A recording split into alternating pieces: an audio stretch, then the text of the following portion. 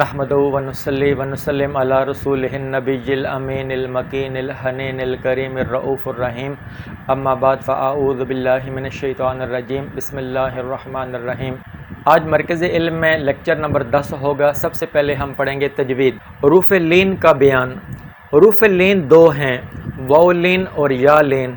جب یہ دونوں ساکن ہوں اور ما قبل مفتوح ہوں گے تو ہم انہیں حروف لین کہیں گے۔ جیسے خوف، اس میں جو واو ہے یہ حروف لین ہے، اور علیہم اس میں جو یا ہے وہ حروف لین ہے، کیونکہ دونوں کا ما قبل مفتوح ہے۔ مفتوح کہتے ہیں کہ جس پر فتحہ ہو، تو یہ واو لین اور یا لین ہے، اور اسے نرمی سے پڑھا جاتا ہے، خوف علیہم، اس طرح۔ ترجمہ و تفسیر۔ سائل کی عزت نفس کا خیال رکھنے کا حکم۔ قول معروف و مغفرۃ خیر من صدقۃ یتبعها اذى واللہ غنی حلیم۔ سورہ البقرہ آیت نمبر 263۔ سائل سے نرمی کے ساتھ گفتگو کرنا اور درگزر کرنا اس صدقہ سے کہیں بہتر ہے جس کے بعد اس کی دل آزاری ہو، اور اللہ بے نیاز بڑا حلم والا ہے۔ سورہ الاسراء۔ وَإِمَّا تُعْرِضَنَّ عَنْهُمُ ابْتِغَاءَ رَحْمَةٍ مِّن رَّبِّكَ تَرْجُوهَا فَقُل لَّهُمْ قَوْلًا مَّيْسُورًا۔ اور اگر تم اپنی تنگ دستی کے باعث ان مستحقین سے گریز کرنا چاہتے ہو اپنے رب کی جانب سے رحمت خوشحالی کے انتظار میں جس کی تم توقع رکھتے ہو، تو ان سے نرمی کی بات کہہ دیا کرو۔ سورہ دہا آیت نمبر 10۔ وَأَمَّا السَّائِلَ فَلَا تَنْهَرْ۔ اور اپنے در کے کسی منگتے کو نہ جھڑکیں۔ مستحقین کو بھوک میں کھانا کھلانا۔ سورہ دہر کی آیت نمبر 8۔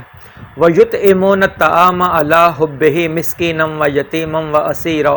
اور اپنا کھانا اللہ کی محبت میں خود اس کی طلب و حاجت ہونے کے باوجود اثاراً محتاج کو اور یتیم کو اور قیدی کو کھلا دیتے ہیں۔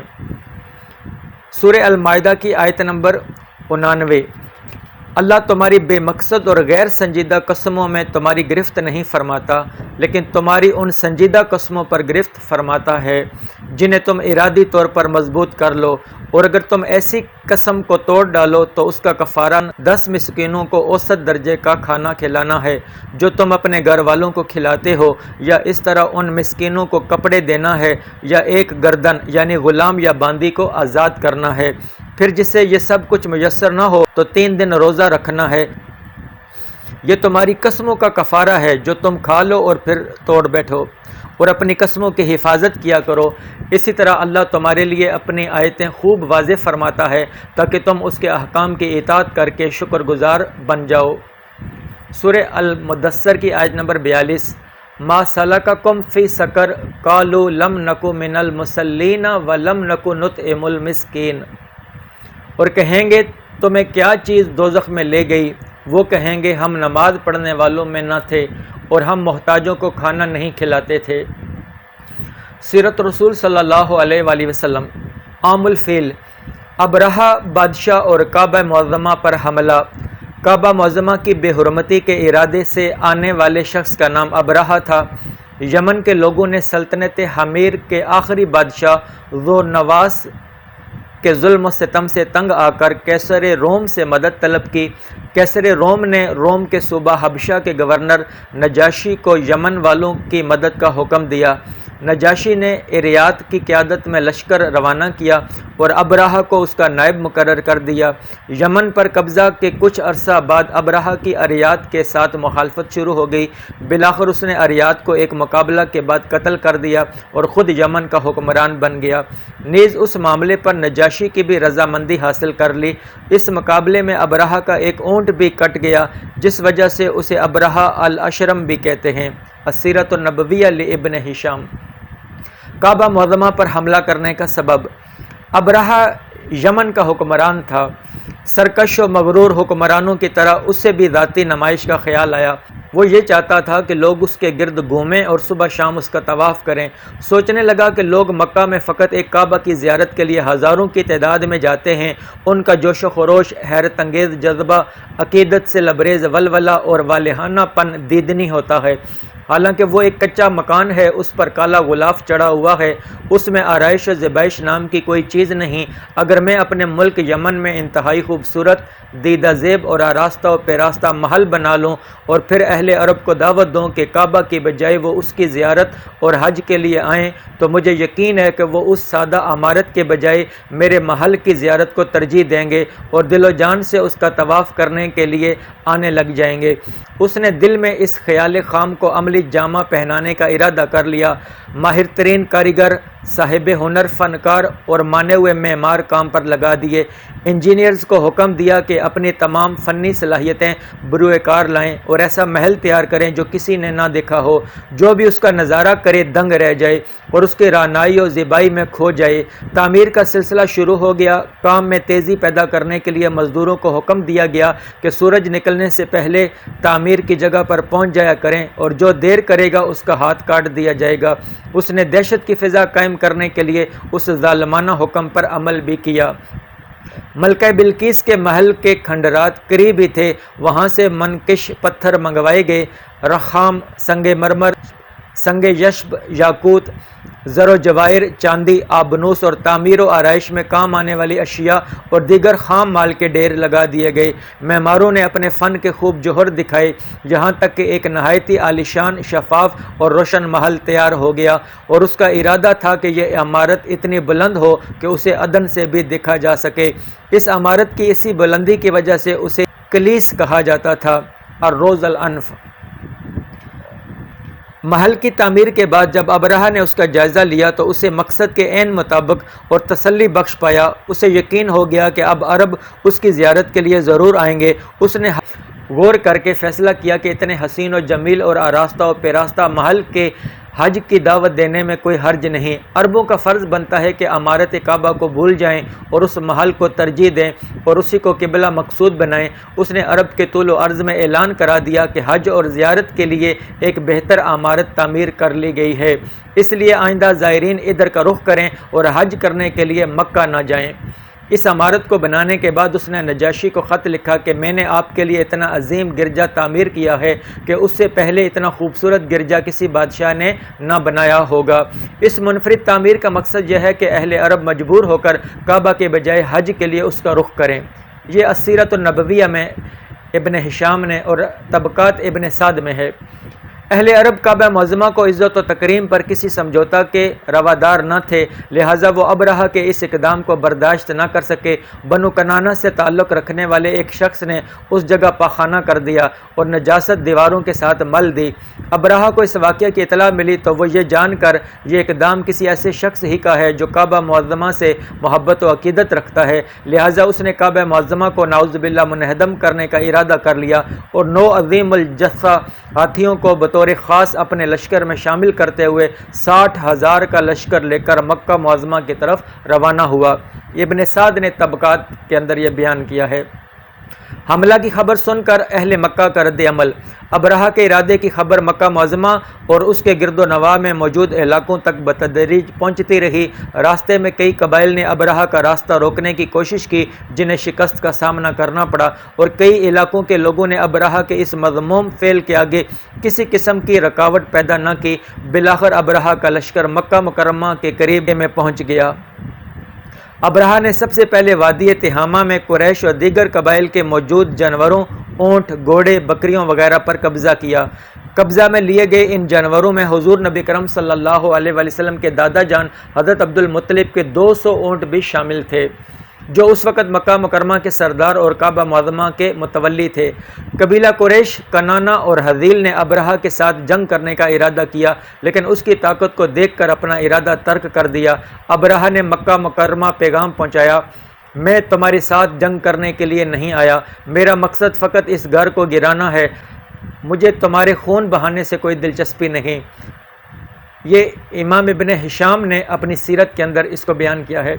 ابرہہ کا سفیر بڑے کروفر سے مکہ کی طرف آیا، اسے نشہ تھا کہ وہ ایک عظیم فوج کے مالک اور یمن کے تاجدار کا نمائندہ ہے، مگر جب حضرت عبد المطلب کے سامنے پہنچا تو اس کی کیفیت ہی بدل گئی۔ امام زرقانی شرح المواہب میں لکھتے ہیں، اور جب اس نے حضرت عبد المطلب کے نورانی اور ضیاء بار چہرے کو دیکھا تو اس پر عجز و انکساری طاری ہو گئی اور اس کی زبان لڑکھڑانے لگی اور آپ کے رعب و وجاہت کو دیکھ کر بے ہوش ہو کر گر گیا۔ ایسی آواز نکالنے لگا جیسی آواز ذبح کے بعد بیل نکالتا ہے۔ جب اس کے حواس ٹھکانے آئی تو عبد المطلب کے سامنے سجدے میں گر گیا اور کہا، میں گواہی دیتا ہوں کہ آپ واقعی قریش کے سردار ہیں۔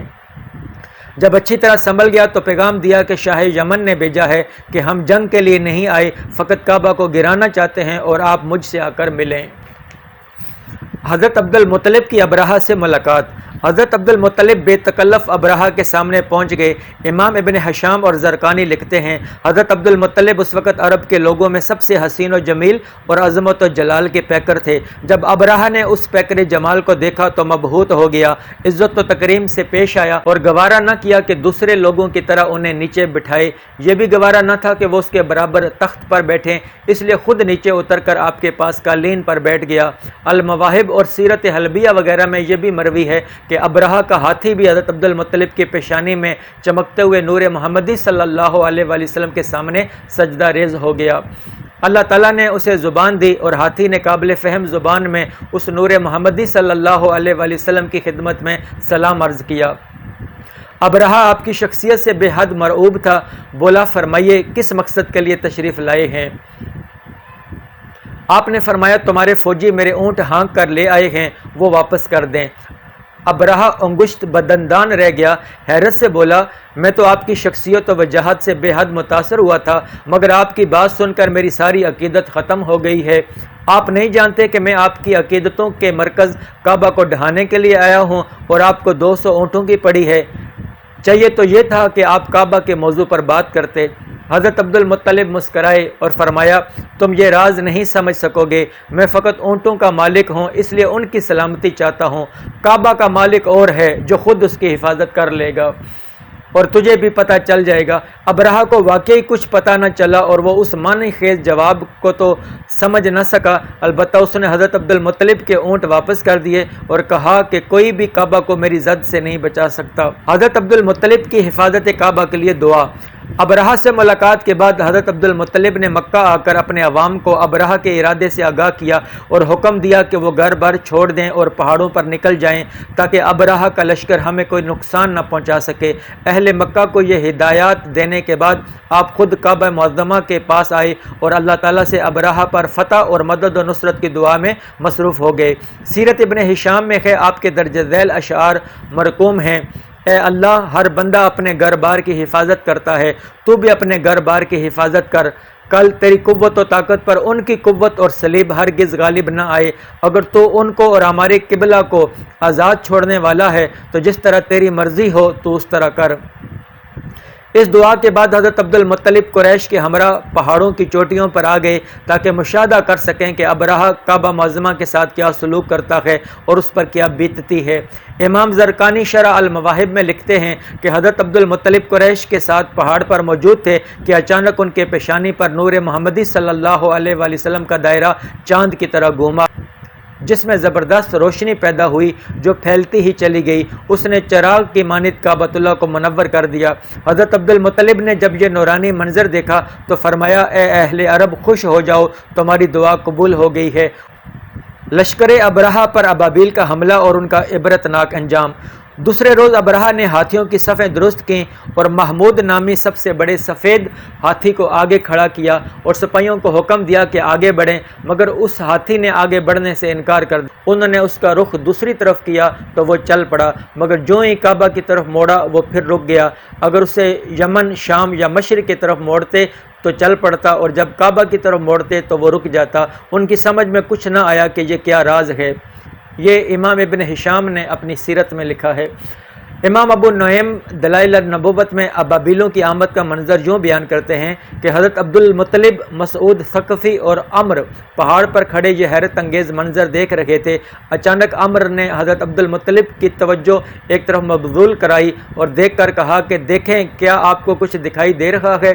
حضرت عبد المطلب نے کہا ہاں، میں پرندوں کی ڈاریں دیکھ رہا ہوں جو سمندر کی طرف سے آ رہی ہیں، ان کے رنگ زرد، سر کالے اور پاؤں اور چونچیں سرخ ہیں، یہ قامت میں کبوتر سے چھوٹے ہیں۔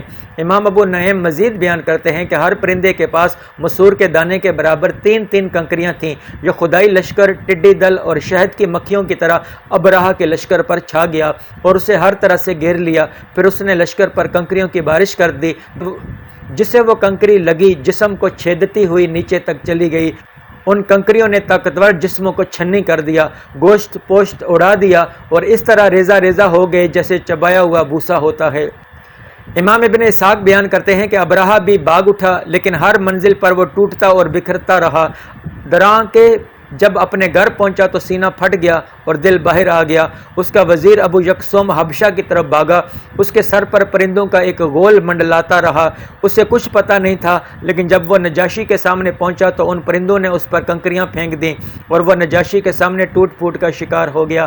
اس طرح اس نے اپنی آنکھوں سے اس عذاب کا منظر دیکھ لیا جس میں ابرہہ اور اس کا لشکر مبتلا ہوا تھا۔ جب اللہ تعالیٰ نے حضور نبی کرم صلی اللہ علیہ وآلہ وسلم کو مبعوث فرمایا تو اللہ تعالیٰ نے اس واقعہ کو قریش پر اپنی نعمت اور فضل قرار دیا۔ اللہ تعالیٰ نے ابرہہ کو سزا دے کر قریش کی سیادت کو قائم رکھا۔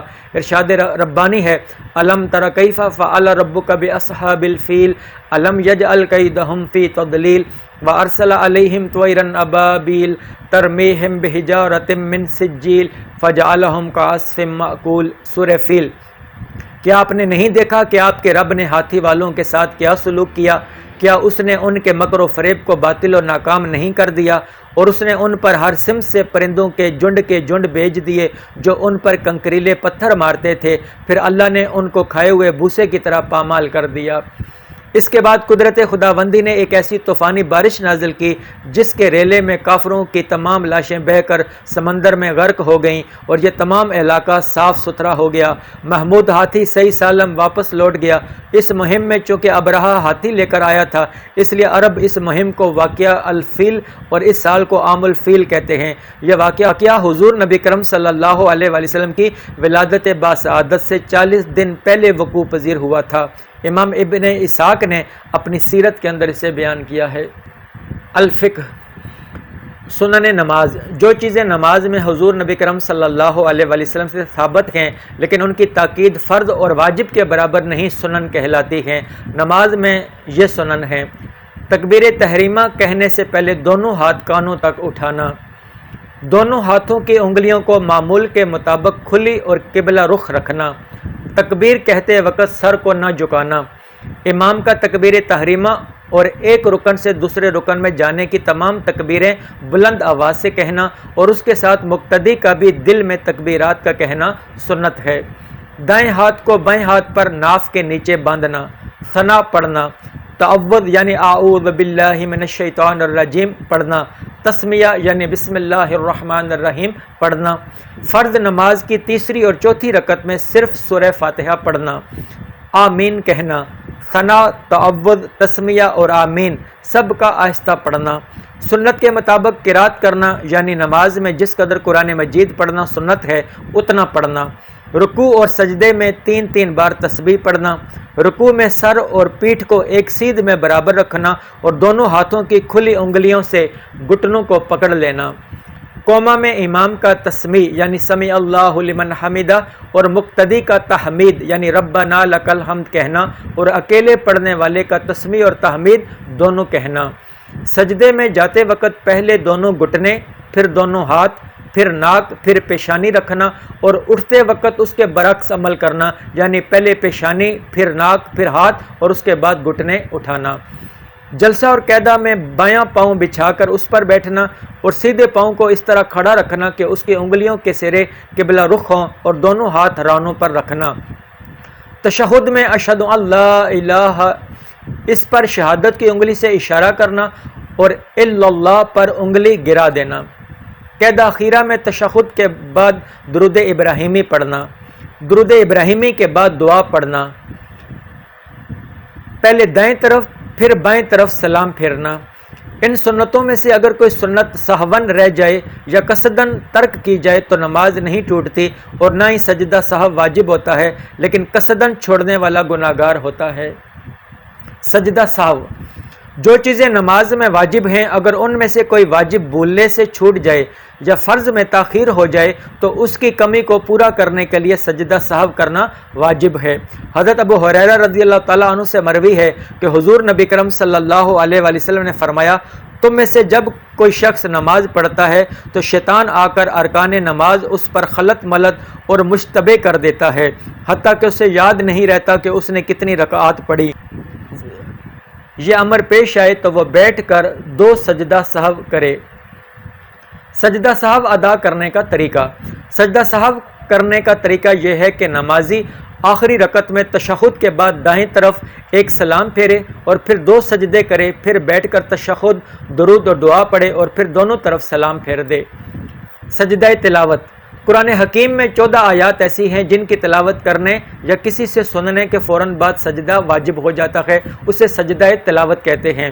جیسا کہ صحیح بخاری کی حدیث مبارکہ سے ثابت ہے، حضور نبی کرم صلی اللہ علیہ وآلہ وسلم جب سجدہ تلاوت والی صورت آیت کی تلاوت فرماتے تو سجدہ کرتے اور ہم بھی آپ صلی اللہ علیہ وآلہ وسلم کے ساتھ سجدہ کرتے، حتیٰ کہ ہم میں سے بعض کو اپنی پیشانی رکھنے کے لیے جگہ نہیں ملتی تھی۔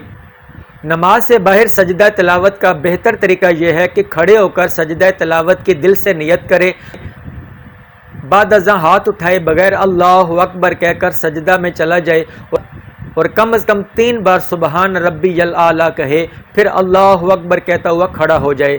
اگر بیٹھنے کی حالت میں سجدہ تلاوت کیا تب بھی ادا ہو جائے گا۔ سجدہ تلاوت سننے یا تلاوت کرنے کے بعد فوری ادا کرنا بہتر ہے، لیکن تاخیر ہونے کی صورت میں بعد ازاں بھی ادا کیا جا سکتا ہے۔ نماز وتر، نماز عشاء کے فرض، سنتیں اور نوافل ادا کرنے کے بعد 3 رکعت وتر واجب ادا کریں۔ نماز عشاء کے فرض، سنتیں اور نوافل ادا کرنے کے بعد 3 رکعت وتر واجب ادا کریں۔ نماز وتر کی نیت بھی عام نمازوں کی طرح ہے۔ وتر پڑھنے کا طریقہ تھوڑے سے فرق کے ساتھ وہی ہے جو نماز مغرب کا ہے، یعنی 2 رکعت پر تشہد کے لیے بیٹھیں، اس کے بعد تیسری رکعت کے لیے کھڑے ہو جائیں، اس میں سورہ فاتحہ پڑھیں اور سورت میں لانے کے بعد اللہ اکبر کہہ کر دونوں ہاتھوں کو کانوں کی لو تک اٹھا کر پھر باندھ لیں۔ عورت اپنے ہاتھوں کو کندھوں تک اٹھا کر سینے پر رکھے، اس کے بعد دعائے قنوت پڑھیں، اللہم انا نستعینک ونستغفرک ونؤمن بک ونتوکل علیک ونثنی علیک الخیر ونشکرک ولا نکفرک ونخلع ونترک من یفجرک اللہم ایاک نعبد ولک نصلی ونسجد والیک نسعی ونحفد ونرجو رحمتک ونخشى عذابک ان عذابک بالکفار ملحق۔ اے اللہ، ہم تجھ سے مدد مانگتے ہیں اور تجھ سے بخشش چاہتے ہیں، تجھ پر ایمان لاتے ہیں اور تجھ پر بھروسہ کرتے ہیں۔ ہم تیری اچھی تعریف کرتے ہیں، تیرا شکر کرتے ہیں اور تیری ناشکری نہیں کرتے، اور جو تیری نافرمانی کرے اس سے مکمل طور پر علیحدگی اختیار کرتے ہیں۔ اے اللہ، ہم تیری ہی عبادت کرتے ہیں اور تیرے لیے ہی نماز پڑھتے ہیں، تجھے ہی سجدہ کرتے ہیں، تیری ہی طرف دوڑتے اور حاضری دیتے ہیں۔ ہم تیری رحمت کے امیدوار ہیں اور تیرے عذاب سے ڈرتے ہیں، بے شک تیرا عذاب کافروں کو پہنچنے والا ہے۔ یہ مصنف ابن ابی شیبہ میں ہے۔ نماز سے متعلق متفرق مسائل۔ کیا دوران نماز موبائل بند کرنے سے نماز ادا ہو جائے گی؟ اگر یہ عمل بار بار نہ ہو بلکہ 1 بار یا 2 بار ایسا کر لیا تو اس سے نماز میں کوئی فرق نہیں پڑے گا کہ یہ عمل قلیل ہے۔ اس کے برعکس اگر اس نے بار بار ایسا کیا تو عمل کثیر کی بنا پر نماز فاسد ہو جائے گی۔ بہتر ہے کہ ایک ہاتھ سے موبائل فون آف کر دیا جائے۔ موبائل سامنے رکھے ہونے کی صورت میں نمازی نے دوران نماز اگر 1 آدھ مرتبہ موبائل پر آنے والے فون کا نمبر دیکھ کر زبان سے تکلم کیے بغیر اسے بند کر دیا تو اس سے بھی نماز فاسد نہیں ہوگی، جیسا کہ امام طحطاوی مراقی الفلاح میں فرماتے ہیں، نمازی نے دوران نماز ارادتاً یا غیر ارادی طور پر کسی تحریر کی طرف دیکھا اور اسے سمجھ لیا، خواہ وہ قرآن یا اس کے علاوہ کوئی تحریر ہو، تو یہ عمل خلاف ادب ہے، لیکن گفتگو یا کلام نہ کرنے کی وجہ سے نماز فاسد نہیں ہوگی۔ عموماً مرد پینٹ کے پانچے دوہرے یعنی کہ فولڈ کر کے نماز ادا کرتے ہیں، کیا ایسا کرنے سے نماز ادا ہو جائے گی یا اس کا اعادہ کرنا ہوگا؟ یہ سوال ہے۔ حالت نماز میں تہبند، جبہ، قمیض وغیرہ کو کس کس کر اکٹھا کرنا یا بلا وجہ ٹانگوں میں دبانا اور سمیٹنا مکروہ ہے، لیکن نماز سے قبل کپڑوں کو ٹخنوں سے اوپر کر لینا جائز ہے۔ آداب و معاملات۔ تواضع۔ تواضع کا لفظی معنی نرمی اور عاجزی کے ہیں۔ اصطلاح میں تواضع سے مراد اپنے نفس کو حقیر و کمتر جاننا اور دوسرے انسان کو خود پر فوقیت دینا ہے۔ دین اسلام خوبیوں کا مرکہ ہے، یہی وجہ ہے کہ اس کے ماننے والے بھی بے پناہ خوبیوں اور صفات سے مزین ہو جاتے ہیں۔ ان اعلیٰ اور پسندیدہ صفات میں ایک بڑی خوبی کسی شخص کا متواضع ہونا بھی ہے۔ یہ بات طے شدہ ہے کہ متواضع انسان سے ہر کوئی محبت کرتا ہے۔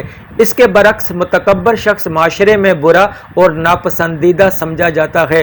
عموماً ہم اپنی گفتگو میں کسی شخص کی صفت بیان کرتے ہوئے کہتے ہیں کہ دیکھیں جی فلاں شخص تو بہت تواضع کے ساتھ پیش آتا ہے، چلیں جی اس شخص سے ضرور ملنا چاہیے، کیونکہ وہ بڑا منکسر المزاج واقعہ ہوا ہے۔ اللہ کے رسول صلی اللہ علیہ وآلہ وسلم نے اپنی امت کو جو رہنما اصول عطا فرمائے ہیں ان میں سے ایک اہم اصول تواضع بھی ہے۔ اگر ہم یہ کہیں کہ خود اللہ کے رسول صلی اللہ علیہ وآلہ وسلم بھی کائنات میں سب سے متواضع شخصیت تھے تو اس میں کوئی مبالغہ نہ ہوگا۔ آئیے آپ صلی اللہ علیہ وآلہ وسلم کی تواضع کی چند جھلکیاں دیکھتے ہیں۔ قرآن کریم میں ارشاد ہوا ہے، سورہ الحجر آیت نمبر 88، وَخْفِضْ جَنَاحَكَ لِلْمُؤْمِنِينَ، اور اہل ایمان کی دل جوئی کے لیے اپنے شفقت و التفات کے بازو جھکائے رکھیے۔ عقائد۔ عقیدہ توحید۔ اسلام کے بنیادی عقائد میں سب سے اہم اور پہلا نظریہ عقیدہ توحید ہے۔ توحید تمام عقائد کی اساس اور جڑ ہے۔ جس طرح درخت کا وجود جڑ کے بغیر باقی نہیں رہ سکتا، اسی طرح عقیدہ توحید پر ایمان کے بغیر کوئی شخص مسلمان نہیں رہ سکتا۔ عقیدہ توحید انسان کے تمام تر اعمال صالحہ اور اخلاق حسنہ کی قبولیت کا پہلا ذریعہ ہے۔ قرآن مجید میں عقیدہ توحید کا انکار کرنے والوں کے اعمال کو اس راکھ کی طرح بتایا گیا ہے کہ جسے ہوا کے جھونکے اڑا اڑا کر بے نام نشان کر دیں۔ عقیدہ توحید کی تعریف۔ اللہ